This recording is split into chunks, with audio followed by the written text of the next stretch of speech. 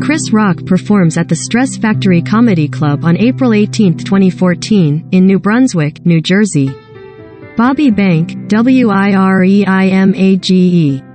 When Curtis Shaw Flagg, president of the Laugh Factory Chicago, witnessed Will Smith slapping Chris Rock at the Academy Awards, a sinking sense of déjà vu set in. "We've had more instances lately of audience members trying to charge the stage," says Flagg.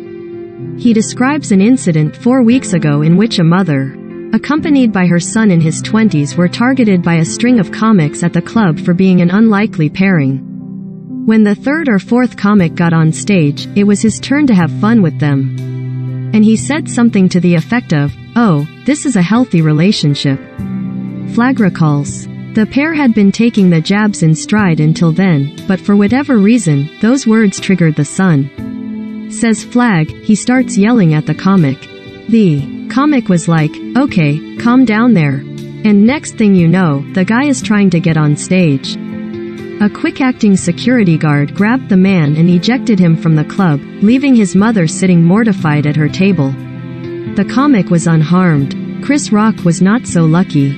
As the industry reels over Smith's attack, drawing stinging and angry rebukes from a list comics like Kathy Griffin, who tweeted, "Now we all have to worry about who wants to be the next Will Smith in comedy clubs and theaters," and Joe Rogan, who said on his podcast that it sets a terrible precedent for comedy clubs. The live comedy gatekeepers are reevaluating security protocol while bracing for whatever comes next. Smith's reaction is indicative of an overall mood shift in the stand-up comedy world, says Laugh Factory owner and CEO Jamie Masada. Masada has noticed an atmospheric change inside his club since they reopened to the public, first to limited capacity in March 2021 and then to full capacity about 6 months ago. Audiences, he says, are on edge. At a recent performance at the Hollywood Club, a comedian started coughing on stage. Everybody, except 3 people that stayed, all left. They got their money back and left, Masada says. The comedian later told the club owner the coughing was due to an almond he'd eaten before he went on stage, not COVID-19 or another illness. "For 2 years we are locked in. Now it's the war in Ukraine. This monster started killing innocent people. How do you react to that? What do you do? You've got to let it out sometime."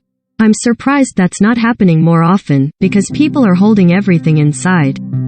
They don't know how to release the tanger, Masada says. And it's not just the audience.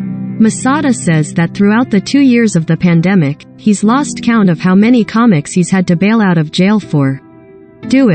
Comedians are doctors of the soul, he says. They want to make people laugh and can really get lost if you rob them of the opportunity.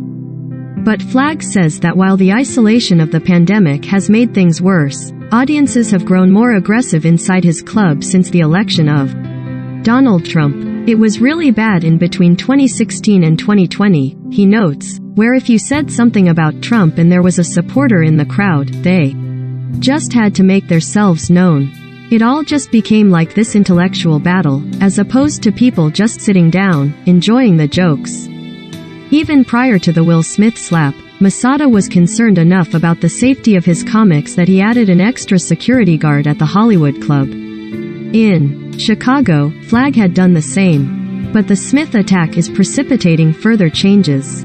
There are conversations happening as we speak about beefing up security, having someone that's maybe near or by the stage, says Flagg, who's second security guard is typically stationed behind the audience. Audience members who heckle at the Laugh Factory are given 2 warnings, then ejected from the club if they do it a third time.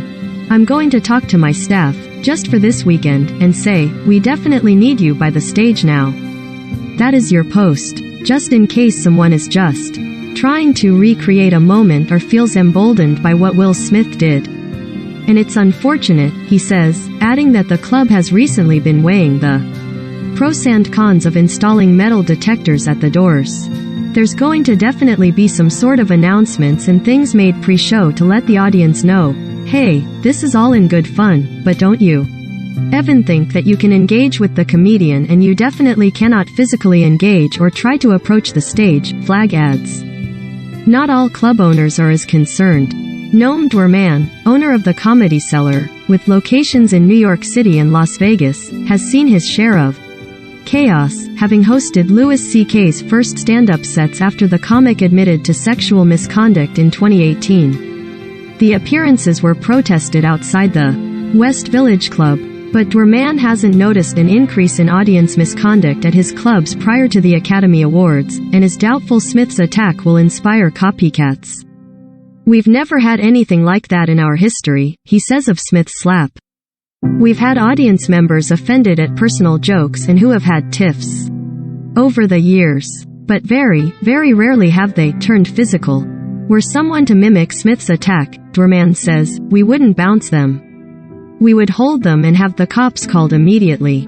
There is no way we would let somebody go. He would be arrested, for sure. What happened to Chris was 100% wrong.